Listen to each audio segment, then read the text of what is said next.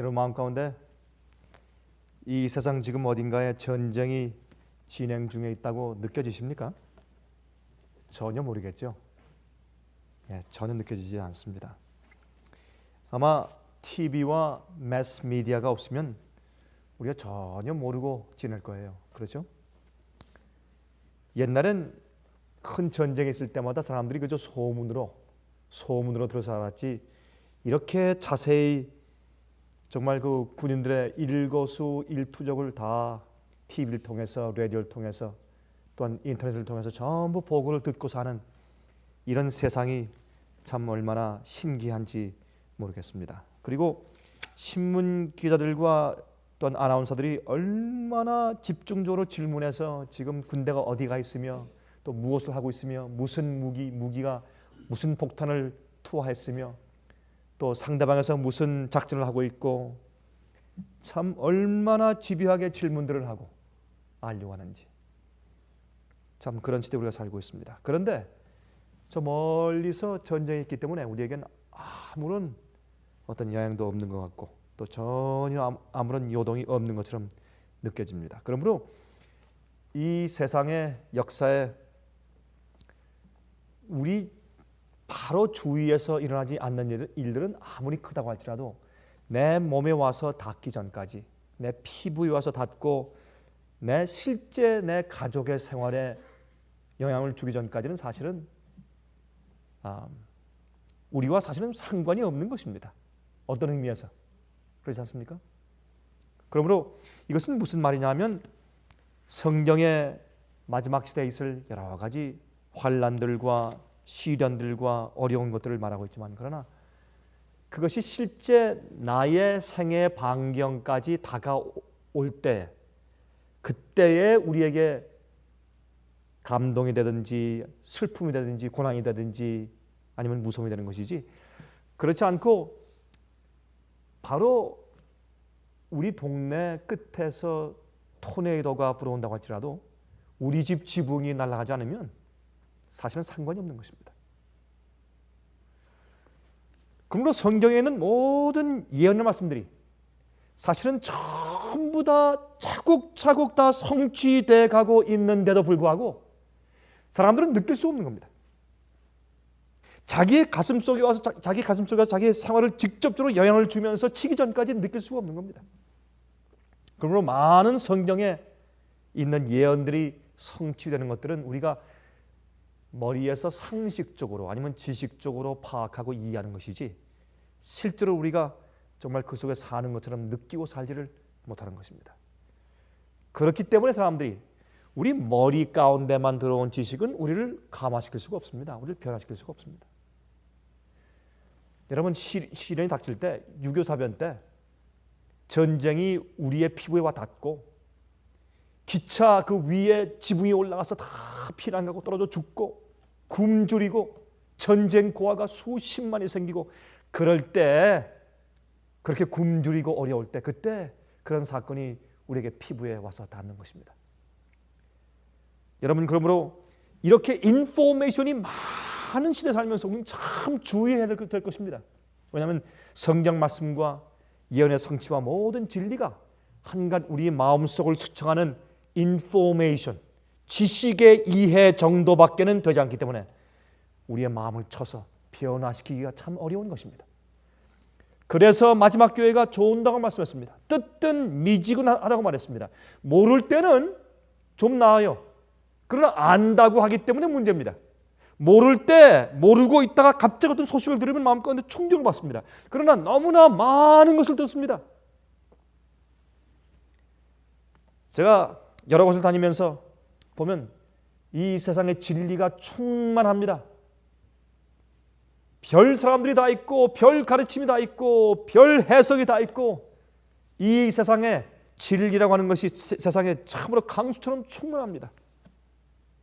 그러나 그 진리가 내 속에 들어와서 나를 변화시키고 내 마음을 은혜의 보좌 앞에 늘 가까이 가서 묵지 아니하면 아무 소용이 없는 것입니다.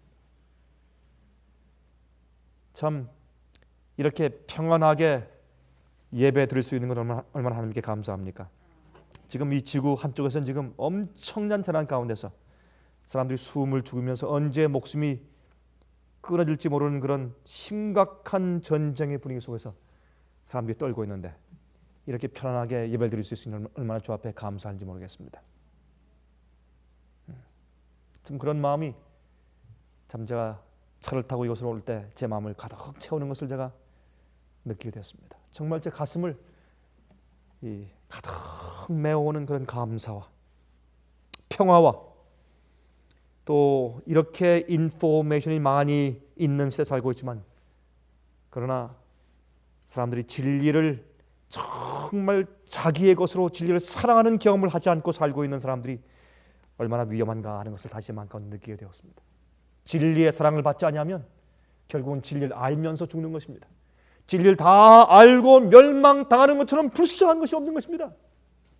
세상에 가장 불쌍한 사람이 진리를 많이 듣다가 진리에 의해서 한 번도 변화된 적이 없이 죽는 것처럼 세상에 불쌍한 일이 세상에 또 어디 있겠습니까? 생명수 옆에 살면서 실컷 물 마셔보지 못하고 죽는 것처럼 불쌍한 사람이 세상에 어디 있겠습니까? 그것이 오늘날 많은 그리스도인들입니다. 여러분, 지금 전쟁이 무서운 것이 아니라 전쟁이 끝난 다음에 무섭습니다. 전쟁이 끝난 다음에 오는 여러 가지 문제들. 또는 우리 한국 사람들은 이제 어떤 일이 앞으로 전개될지 참 우리가 정말 귀추가 주목되고 기도를 많이 해야 되는 그런 시대에 살고 있는 것이 틀림없습니다. 오늘은 제가 여러분들에게 마음으로 믿는 믿음에 대해서 좀 말씀을 드리려고 합니다. 마음으로 믿는 믿음. 여러분, 예수님께서 마태복음 28장 제일 마지막 절에 말씀하시기를 예수께서 승천하시면서 하신 말씀입니다. 이렇게 말씀했습니다. 19절 20절에 그러므로 너희는 가서 모든 족속으로 제자를 삼아 아버지와 아들과 성령의 이름으로 침례를 주고 내가 너에게 분부한 모든 것을 어떻게 하라고 그랬습니까? 가르쳐. 그 다음에 지키게 하라. 지키게 하라. 그러므로 우리는 진리를 지키는 사람들이 되어야 합니다. 진리를 가르침을 받아서 아는 사람이 아니고 진리를 지켜야 합니다. 그것은 진리대로 사는 것을 의미합니다. 진리를 깨닫고 이해한 다음에 그것이 내 마음속에 들어와서 내 중추를 쳐서 내 속에서 그것이 사상이 되고 생각이 되고 뜻이 되고 의지를 강력하게 하고 그래서 내 속에 있는 소원과 소욕과 정욕을 전부 쳐서 복종시킨 다음에 주님의 하신 가르치신 말씀 그대로 따라 살 수 있도록 그 진리가 내 속에서 나를 밀어야 합니다. 힘을 줘야 합니다. 내게 혁명을 일으켜야 합니다. 그래서 예수께서 말씀하기를 내가 너에게 분부한 모든 것을 가르쳐서 지키게 하라 그랬습니다. 지키게 하라. 여러분, 바울은요 자기 백성들 유대인들이 진리를 알면서 구원 얻지 못함을 안타까워하면서 그가 로마서 10장 1절부터 10절까지 말씀을 기록합니다. 우리 펴서 좀 보십시다. 로마서 10장 1절부터 10절까지 있는 말씀 보면 유대인들을 향한 자기의 민족, 자기의 혈과 육을 나눈 같은 종족, 같은 민족 유대인들을 향해서 안타까운 심정으로 말하는 그 바울의 마음을 우리가 좀 감지하게 됩니다. 로마서 10장 1절부터 이렇게 기록되어 있습니다. 형제들아, 내 마음에 원하는 바와 하나님께 구하는 바는 이스라엘을 위함이니 곧 저희로 구원을 얻게 함이라 하였습니다. 그가 책망하는 것은 그들을 사랑하기 때문이요, 그가 곧바른 기회를 전하는 것은 그들을 깨우기 위함이요, 그가 또 그들의 잘못을 지적하는 것은 그들이 깨어서 영생을 얻게 하기 위해서 그렇게 하는 것입니다. 2절 내가 증거하노니 저희가 하나님께 열심히 있으나 지식을 쫓는 것이 아니라 하나님의 의를 모르고 자기 의를 세우려고 힘써 하나님의 의를 복종치 아니하였느니라 그랬습니다. 바울은 이 말씀을 할 때 얼마나 마음이 답답했을까요?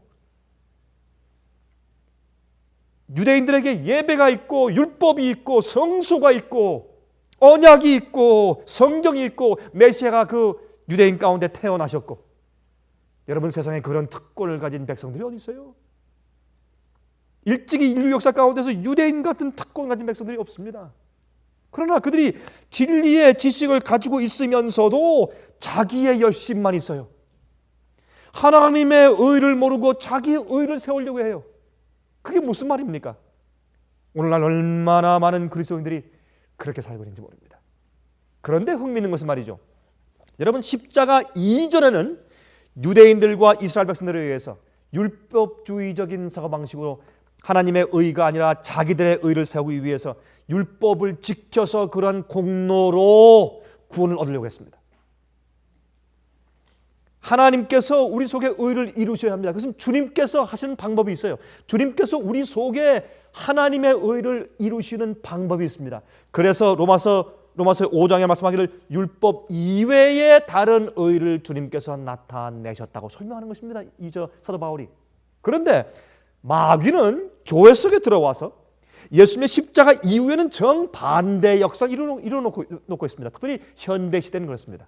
그렇죠? 모든 교파와 교회마다 요즘엔 자유주의라고 하는 이거 이상한 것들이 있습니다. 중국에 가도 중국 사람들은 자유주의라고 말을 하지 않습니다. New Theology, 자유신앙이라는 그런 단어를 모릅니다. 중국 사람들은. 그 사람들이 말하는 것은 선파에서 신파라, 신파. 새 신자야. 파벌 할 때 파자. 신파라고 그래요, 사람들은. 새로운 kind, new kind. 여러분, 모든 교파와 모든 교회마다 마귀는 이러한 이상한 자유주의의 복음으로 옛날 하나님의 의를 모르고 자기 의를 세우려고 했던 유대인들과는 반대로 이제는 하나님의 의를 엉뚱하게 이해하는 그런 쪽으로 이제 흐르게 된 것입니다. 옛날은 율법주의고 지금은 어떻게 율법을 폐하는 자유주의의 형편으로 흐르고 있는 것을 우리가 잘 알고 있는 것입니다. 여기 이제 계속 읽으면 이런 말씀이 있습니다. 한번 읽어보십시다. 4절부터. 그리스도는 모든 믿는 자에게 의를 이루기 위하여 무엇의 마침이 되었다 그랬습니까? 율법의 마침이 되시니라 그랬습니다. 이것은 율법을 주님께서 없앴다는 뜻이 아닙니다. 인간들이 율법을 지킬 수 없기 때문에 주님께서 율법의 요구를 주님이 다 이루시고 다 끝내신 다음에 너희는 안 해도 괜찮다.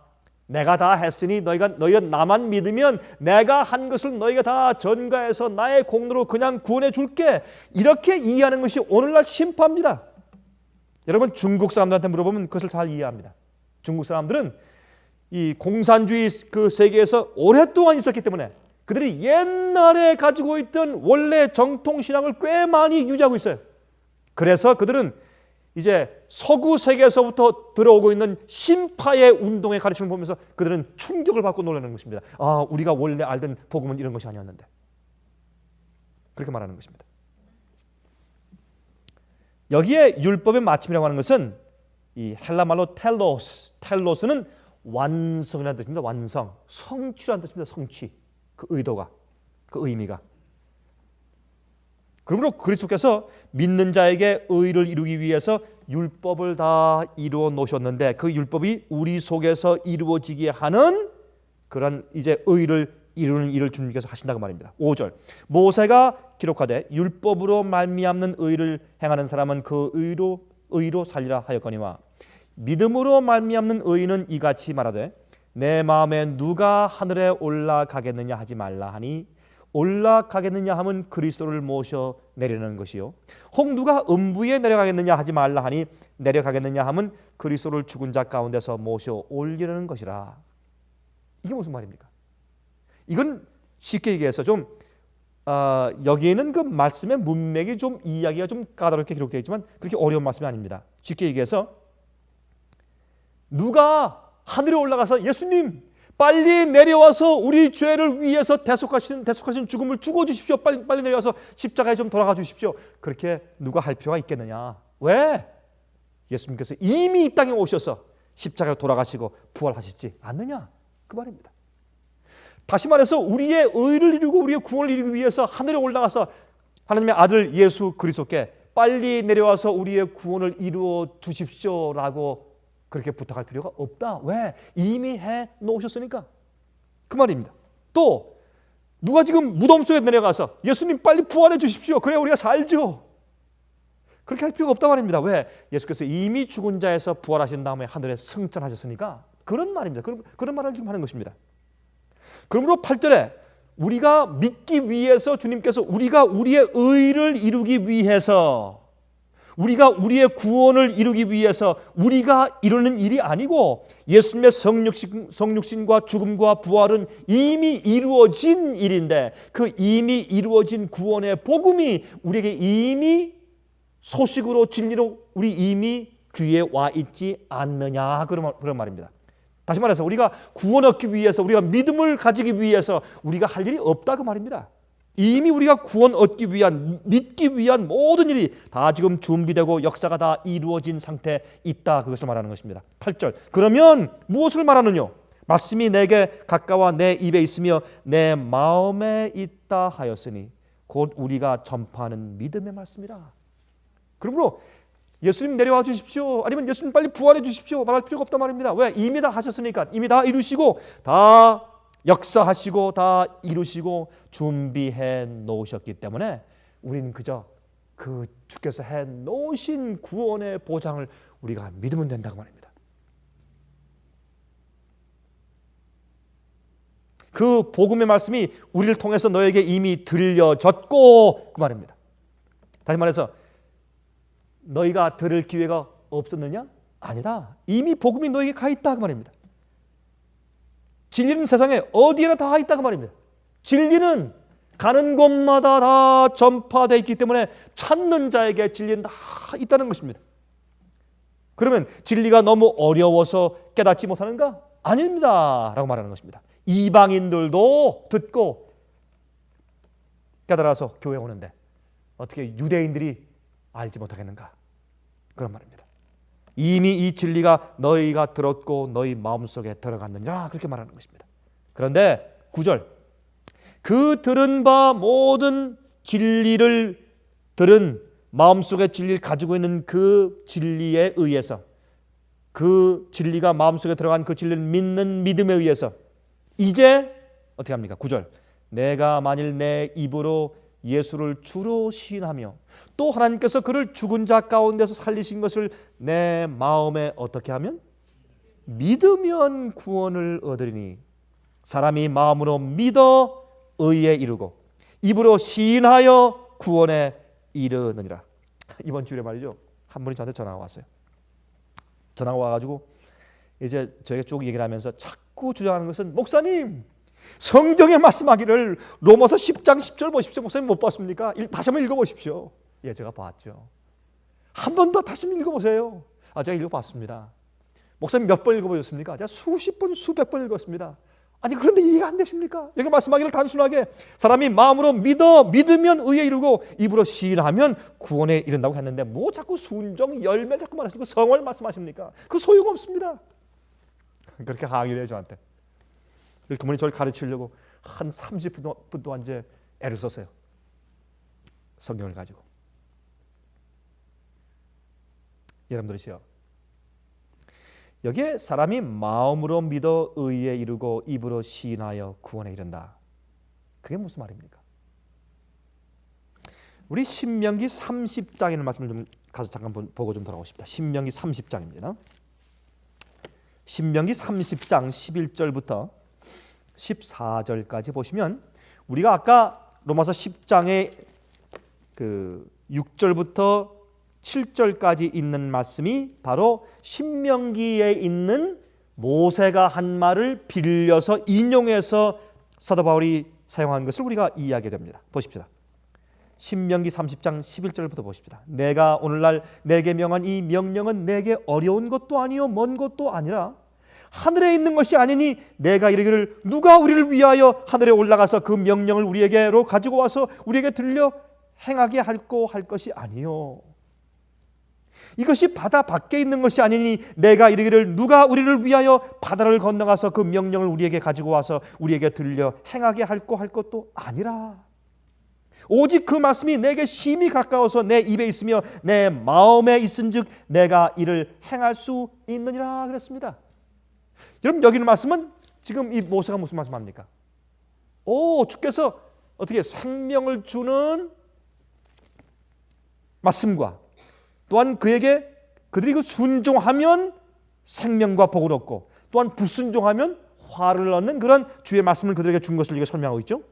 15절 보라 내가 오늘날 생명과 복과 사망과 화를 내 앞에 두었나니 곧 내가 오늘날 너를 명하여 내 하나님 여호와를 사랑하고 그 모든 길로 행하며 그 명령과 규례와 법도를 지키라 하는 것이라. 그리하면 내가 생존하며 번성할 것이요 또 내 하나님 여호와께서 내가 가서 얻을 땅에서 내게 복을 주실 것임이니라. 이 말씀을 지금 사도 바울은 로마서 10장에서 이것을 믿음으로 말미암은 의를 설명하기 위해서 여기 있는 말씀을 인용해서 가져다 준 말씀하고 있는 것입니다. 우리 한 절만 더 보십시다. 신명기 30장 6절 보세요. 신명기 30장 6절 내 하나님 여호와께서 내 마음과 내 자손의 마음에 할례를 베푸사 너로 어떻게 해요?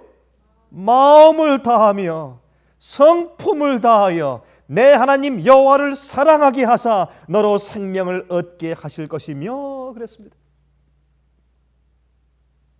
여러분이시여, 그러므로 지금 사도 바울은 율법을 폐하고 믿음으로 율법을 폐하고서 무조건 마음으로 시인하고 인정하면 구원이다, 그 말씀을 하고 있는 것이 아닙니다.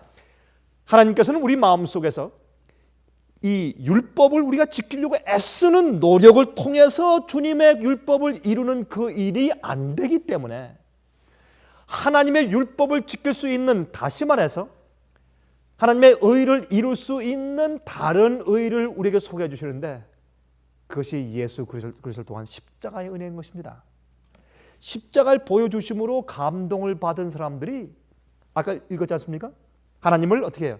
우리 마음 가운데 사랑하게 하사 온 마음과 뜻과 정성과 목숨과 힘을 다하여 주 너희 하나님을 어떻게 하고?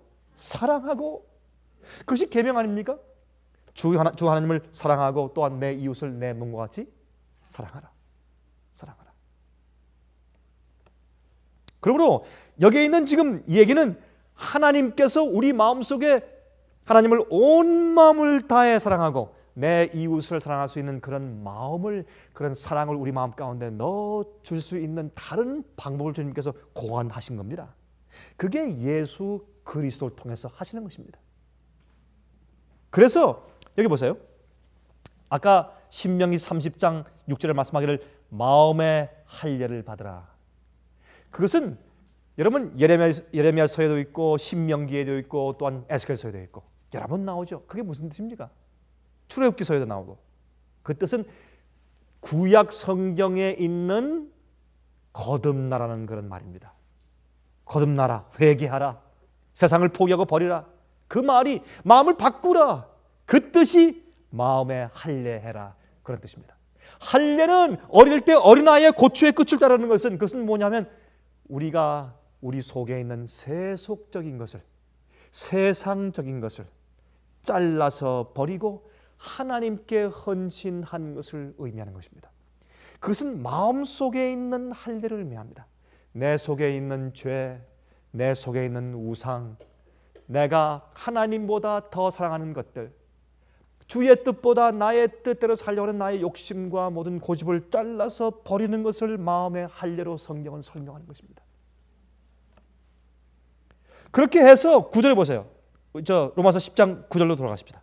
로마서 10장 9절에 내가 만일 내 입으로 예수를 주로 시인하며, 여러분 주로 시인하는 것은 무슨 뜻입니까?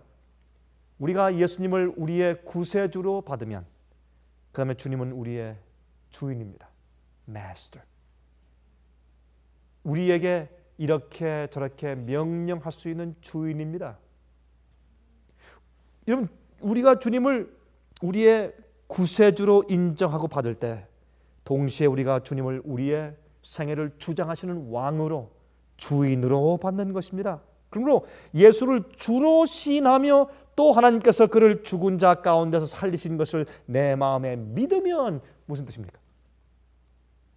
죽은 자 가운데서 주님을 살리신 성령의 능력, 하나님 아버지의 능력, 그런 창조의 능력을 우리가 믿으면 우리도 죽은 가운데서 옛생애에서 죄에서, 죄의 올무에서, 죄의 습관에서 주님께서 해방해서 성령의 법으로, 생명의 성령의 법으로 우리를 해방해서 새로운 자로 부활시킬 수 있는 것을 우리가 믿는 것입니다. 여기에 그저 예수님을 그저 마음 가운데 동의하고 어떤 지식적인 이해로 우리가 받아들이는 그런 것 훨씬 이상의 의를 여기 설명하는 것을 우리가 알 수 있게 되는 것입니다. 또 주로 신하고 마음으로 믿으면 나를 주관하시는 분, 내게 명령하실 수 있는 분, 내가 할 수 없어 주 앞에 하소연하고 기도할 때 주님께서 창조의 능력으로 내 속에 오셔서 나를 변화시키는 능력이 있으신 분, 그런 분을, 예수를 죽은 자 가운데 살리신 그 주님의 능력을 마음속으로 믿으면 구원을 얻는단 말입니다. 그때 사람이 마음으로 믿어 의에 이르고 입으로 시인하여 구원에 이른다. 얼마나 단순한 얘기입니까? 이거 오해할 것이 아무것도 없습니다. 이게 무슨 뜻입니까? 여러분, 그냥 입으로만 믿는 건 아니고 무엇으로 믿으라고요? 마음으로 믿으라고. 마음으로. 여러분, 참 세상에서 아무리 어려운 일이라도, 우리가 죽음이 두려워서 하기 어려운 일이라고 할지라도 그것이 사랑의 바탕으로 바뀌면, 사랑의 동기와 사랑의 이유로 바뀌면 이 세상에서 하지 못할 일이 아무것도 없습니다. 우리가 하지 못할 것이 아무것도 없습니다. 실제로. 여러분, 제가 전에 그런 말씀을 한번 드린 적이 있죠. 만약에 한국에 한 큰 범죄한 죄인이 있는데, 그래서 이 감옥소에 가는 것은 물론이고 많은 사람들 앞에 우통을 벗겨 이제 눕혀놓고 채찍으로, 여러분 그것을 플라깅이라고 하죠. 플라깅. 옛날에 이 미국에는 한 청소년 남자아이가 저기 싱가포르에 가서 그만 페인트를 가지고 그냥 차를 수십 대 갖다가 막 그냥 페인트를 막 칠했어요. 그리고 또 막 칼을 가지고 막 긁어놨습니다. 근데 처음에는 칼로 긁지 않고 페인트 칠을 하고 다녔을 때 재미로 말이죠.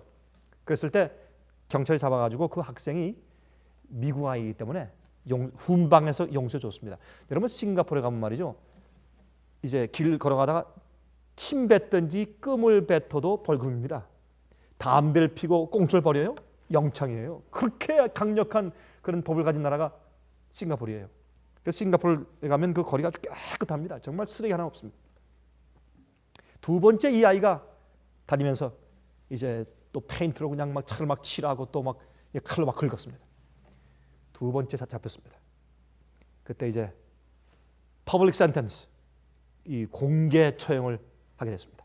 그래서 이제 그때 7대를 선고했는데 2대를 감해가지고 아마 5대인가 때렸을 겁니다. 그때 그거 맞고 막 죽는 줄 알았죠, 그 아이가. 한 번 긴 채찍을 치면 그 거의 끝에 좀 뭐가 달려있기 때문에 치면 살뜰히 막 떨어져요. 막 촥촥 손을 내면서 막 이 덩어리가 쭉쭉 찢어집니다. 피가 나고 그 고통은 이루 말할 수 없습니다. 근데 맞을 때보다 맞고 난 다음에 한 달 동안 굉장히 힘듭니다. 그것 때문에 지금 미국에서 그냥 굉장히 화를 내고 굉장히 했었죠. 한번 미국에서 이제 그 장면을 미국 신문에 보도해가지고 미국에서 말이죠 막 항의하고 난리를 했어요.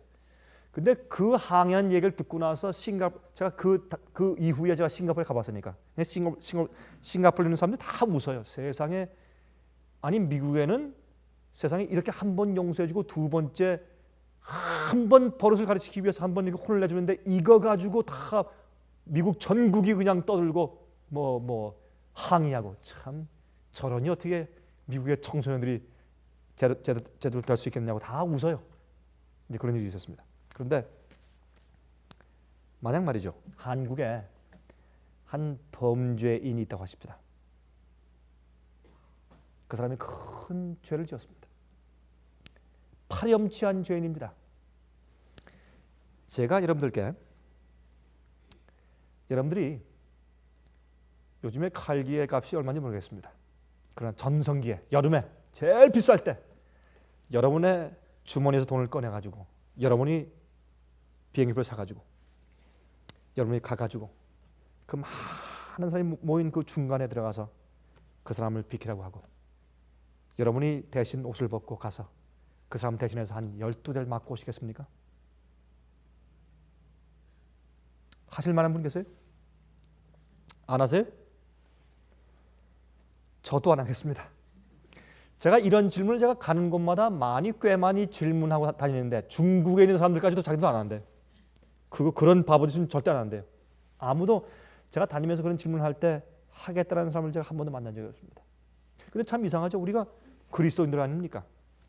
이웃을 사랑하고 이웃 사랑할 때 내 몸처럼 사랑해야 된다고 그렇게 말을 하고 그런 사람들인데도 우리가 그런 일을 절대로 하기를 원치 않습니다.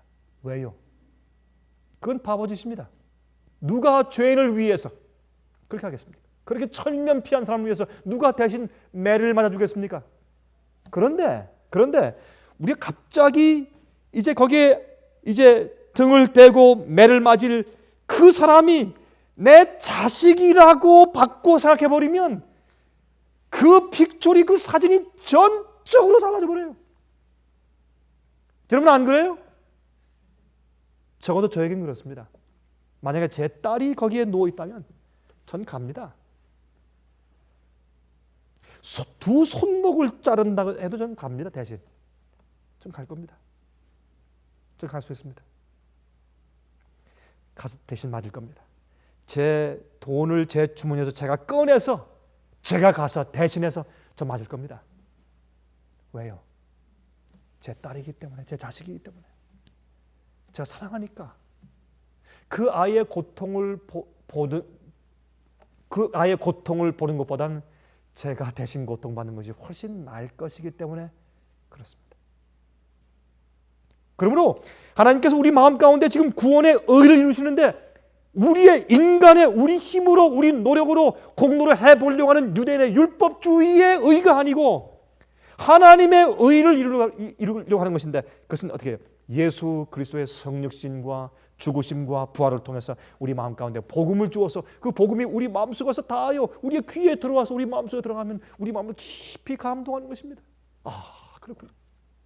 우리 마음속을 움직이는 것입니다. 감동하고 바꾸고 눈물을 흘리게 하고 결심하게 하고 버리게 하고 우리 마음을 충동하고 그렇게 해서 우리가 주님을 마음으로 믿으면 내 속에서 죄가 나가는 것입니다. 우상이 나가고 잘라져 나가고 왜? 사랑이니까. 온 마음을 다해서 주 하나님을 사랑하게 되는 것이니까. 그때 우리 마음속에서 죄가 나갑니다.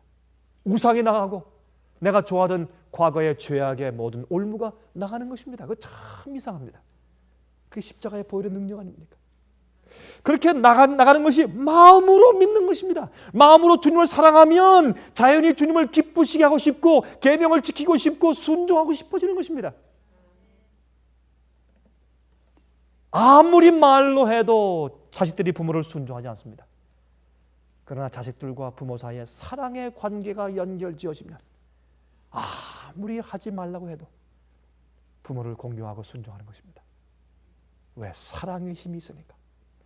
그것을 여기 말씀하고 있는 것입니다. 그 다음에 마음으로 믿어 의에 이르면 의가 내 속의 생각과 사상이 된 그 의가 자연히 내 입에서 주님을 시인하는 내 행동화, 내 태도와 그렇죠? 내 생활로 겉으로 발설되어서 나오는 것이 아니겠습니까? 그것이 입으로 주님을 시인하는 것입니다. 마음으로 믿어 의에 이르고 내 속에 의를 이룬 사상과 생각과 주님 사랑하는 그 마음속의 감동이 성품이 어떻게 해요? 자연히 입으로 나는 주님을 믿고 주님 뜻대로 사는 사람이라고 인정하는 시인하는 그래서 구원에 이르는 그의 열매가 자연히 겉으로 입으로 행동으로 태도로 밖으로 나가는 것입니다. 그게 구원입니다. 구원입니다. 여러분 제가 이번 중국에 가서 이제 돌아오는 길에 상해를 들려서 제가 한 목사님 만나서 제가 대화를 좀 나눈 다음에 아침 일찍이 이제 나와서 비행기를 타러 이제 공항에 오기 전에 잠깐 상해에 있는 임시 정부가 있지 않습니까? 한국에 옛날에 그 상해 임시 정부 그 이승만 대통령이 옛날에 상해 임시정부에 임시 대통령이 있었죠. 이승만 그 대통령이, 또한 김구 선생, 도산 안창호 선생, 신익희 씨, 또 안중근 의사, 이런 사람들이 있었던 그곳 말입니다. 제가 그곳에 잠깐 들려서 제가 구경을 좀 하고 왔어요.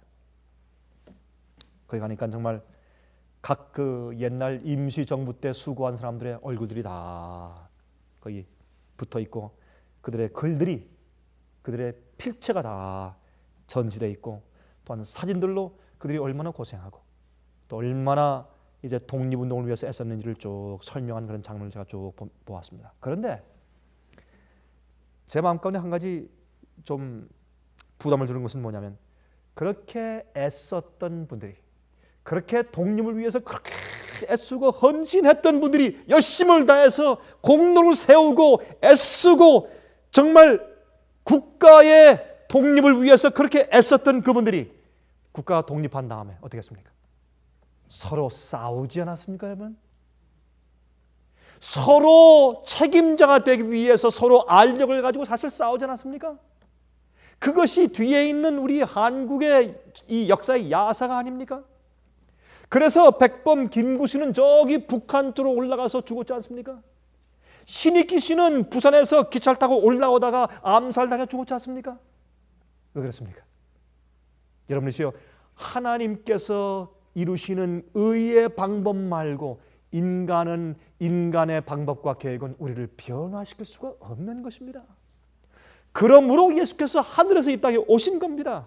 이 땅에 오셔서 성육신에서 태어나시고 십자가에 돌아가시고 부활하시고, 그 예수의 생활을 가만히 보면 우리 마음 가운데 감동이 들어옵니다. 하나님의 모습이 들어옵니다. 아, 주님이 이런 분이구나. 하나님 아버지가 이런 분이구나. 나를 구원하신 주님의 은혜가 이런 것이구나. 아, 나를 구원하기 위한 주님의 노력과 주님의 헌신이 이런 것이구나. 주님을 배우게 되고 하나님을 보게 되는 것입니다. 그런 경험을 한 다음에 마음속에 일어나는 감동이 마음으로 믿게 만들고 의에 이르게 만들고, 나중에 입으로 시인해서 주님 믿는 사람처럼 그리스도인으로서 순종하며 살게 만드는 것입니다.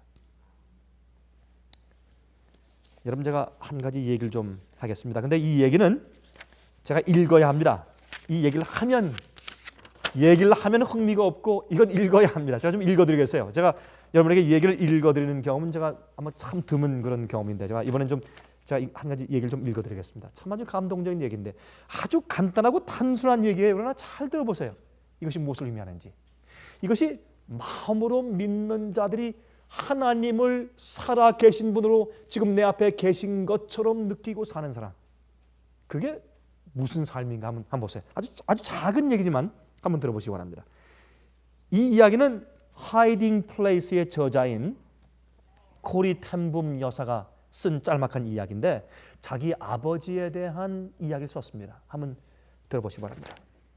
내가 자상하시고 수염이 많이 나신 아버지의 가게에서 조수로서 일할 수 있다고 결정되었을 때부터 나에게는 행복한 나날이 밀려왔다. 나는 아버지와 함께 있다는 것은 물론 가게 자체가 마음에 들었다. 가게의 분위기는 매우 독특했다. 나는 사람들을 대함에 있어서 수줍음과 어색함을 점점 극복해냈고, 사람들에게 팔목시계나 벽시계를 파는 일에 재미를 느끼게 되었다. 시계를 만들고 수선하는 일은 매우 복잡하고 바빴다. 나의 아버지는 자신의 일을 사랑하긴 하셨지만 돈을 많이 버는 일이 아니어서 우리는 어려운 시기를 겪었다. 언젠가 큰 돈을 지불할 일이 있었는데 우리에게 충분한 돈이 없었다. 그러던 어느 날 잘 차려입은 신사 한 분이 가게에 들어와 매우 비싼 시계들을 구경했다. 나는 한쪽에 물러서서 기도를 했다. 그리고는 아버지와 그 손님이 나누는 대화에 온 신경을 기울였다. 좋은 시계군요, 텐붐씨.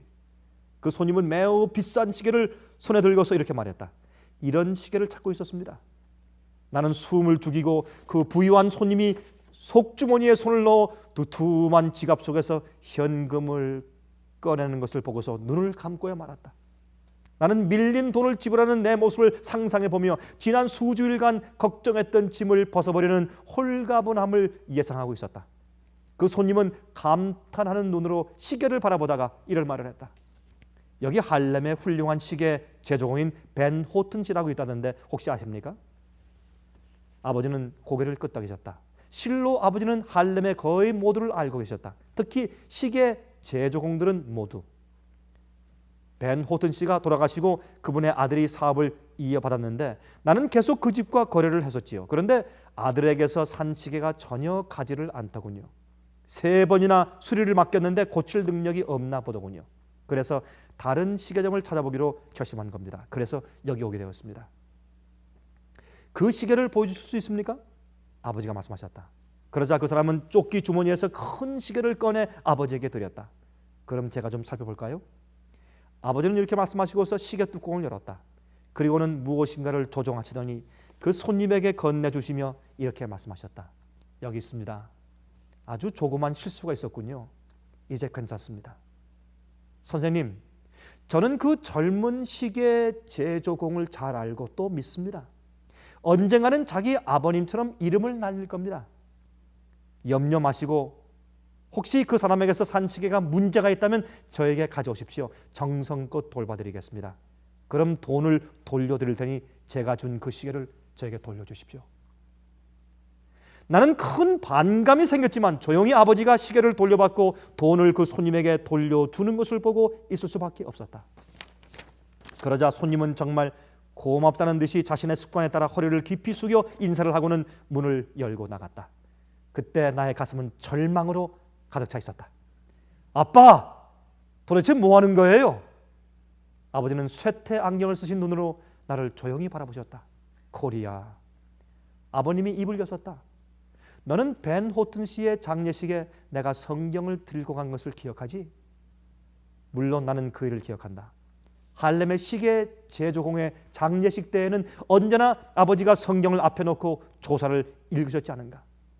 아버지는 동료들에게서 존경을 받고 계시고 또한 훌륭한 설교가이시기도 하셨으며 그러한 기회에는 항상 주 예수 그리스도에 관한 진리를 설교하셨다. 코리아, 그 젊은 시계 제조공이 자신의 부유한 고객을 텐붐 씨가 뺏어갔다는 것을 알게 되면 뭐라고 생각하겠니? 주님의 이름을 명예롭게 지킬 수 있을 것 같니? 돈이 중요한 것과 같이 주님을 믿어야 한다. 그분은 만물의 소유주이시고 또 우리를 항상 보고 계시고 보살피시지. 나는 부끄러움을 느꼈고 아버지가 올바르시다는 것도 알 수 있었다. 나는 자신이 나만의 고집센 방법에 따르는 맹목적인 결심을 버리고 아버님과 같은 신용을 가질 수 있을지 걱정되었다. 진실로 하나님을 믿는 방법을 내가 잘 배울 수 있을까? 네, 아버님. 나는 조용히 답했다. 그리고 나는 지상의 아버지를 보면서 하늘에 계신 아버지를 생각했다. 여러분, 저는 오늘 큰 얘기를 할 마음이 없습니다. 우리는 어떤 때 이제 세상의 끝이 다 다가왔고 이제 하늘의 중보자가 없어지는 그런 환란이 생길 것이고 하늘에서 각 사람들의 이름을 부르면서 심판하실 것이고 우리 속에 참다운 믿음이 있는지를 하늘이 조사하고 심판할 것이고 또한 우리 속에 참된 하늘에 가서 거룩한 천사와 살 수 있는 그런 품성이 이루어졌는지를 심판하는 일이 곧 생길 것이라고 우리가 믿고 살고 있습니다. 여러분, 그런데 아십니까? 정말 우리가 마음으로 하나님과 진리를 믿고 있는지요? 우리가 얼마나 남을 비난하는 일에 입이 빠르고 남을 오해하고 비난하는 일에 그렇게 마음이 빠르고 생각이 빠르고 예? 세상에 이루어지는 그런 비리에 대해서는 잘 얘기하지만은 우리는 얼마나 자주 나의 이익을 위해서 남을 무시하고 이용하는 일들을 많이 합니까?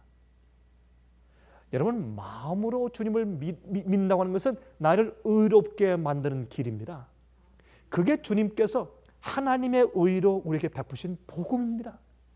여기 말씀하기를 우리가 주님을 부활시키신 그 능력을 그 하나님을 우리가 믿으면 구원에 이르는데 우리가 마음으로 믿어 어디에 이르고?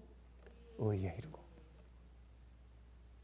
우리가 정말 믿었으면 정말 인격을 서로 존중할 것이고 정말 믿었으면 우리가 서로 정말 남을 나보다 낫게 여기며 사랑할 것이에요.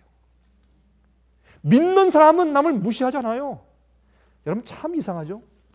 믿음이 좋아지면 다른 사람이 이렇게 눈을 내려가요. 이렇게. 여러분 그건 분명해요. 이상하게 믿지 않은 사람이 회개해서 믿음이 생기면 어느 정도 지나서 자기가 조심하지 않으면 마음 가운데 영적인 교만이 들어와요. 교만이 들어온 다음에 자기 주위에 있는 사람들은 자기만 구원받고 자기 주위에 있는 사람은 전부 다 멸망당하는 사람처럼 느껴져요. 예? 하나님의 심판이 날 통해서 정죄가 나가는 것 같고 참 이상해요. 그게 마귀의 역사입니다. 그게 여러분 유대인들의 역사고 그게 율법주의예요. 율법주의. 예수를 진실로 모르는 경험들이에요. 그것이. 마음으로 믿으면 의에 이르고 의를 그저 가면을 쓰는 것이 아니라 마음으로 믿으면 하나님 아버지 사랑이 내 마음속에 들어오기 때문에 내가 그리스도인으로서 사는 것입니다. 내 속에 이 혁명이 생기기 때문에 남들을 향한 강렬한 의지와 사랑이 마음 가운데 가득 차기 때문에 그런 것입니다.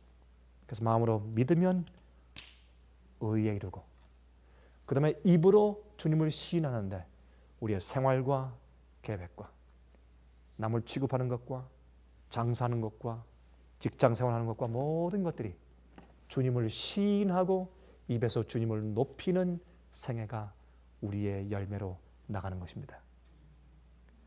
마음으로 믿는 믿음이 무엇인지 다시 한번 깊이 생각하시기를 간절히 바랍니다. 하늘에 계신 우리 아버지,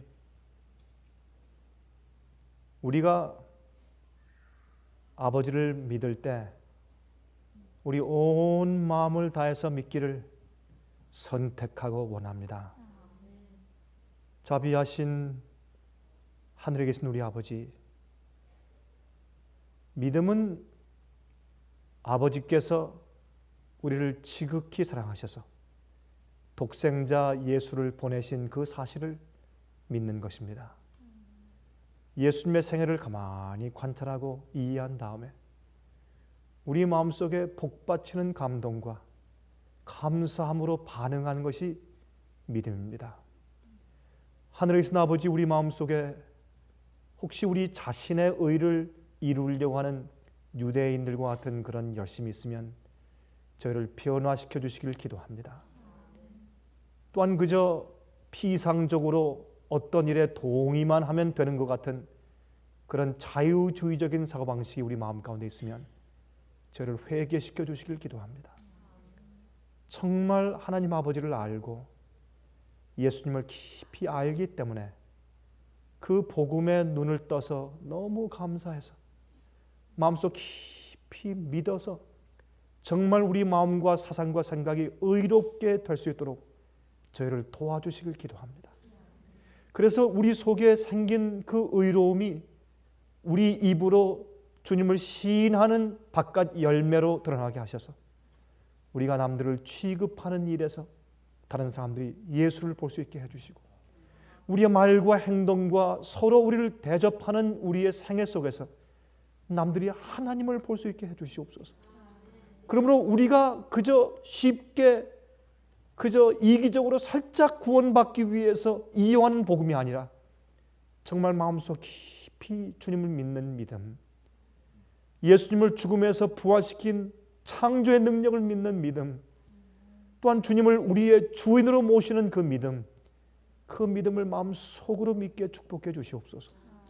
그렇게 해서 우리의 마음과 우리의 생애가 남들에게 진정한 믿음으로 보여줘서 우리를 통해서 믿음이 무엇인지 많은 영혼들이 깨닫게 될 수 있도록 저희를 도와주시옵소서. 살아계신 예수 그리스도의 귀하신 이름을 의지하여서 간절하게 기도합니다.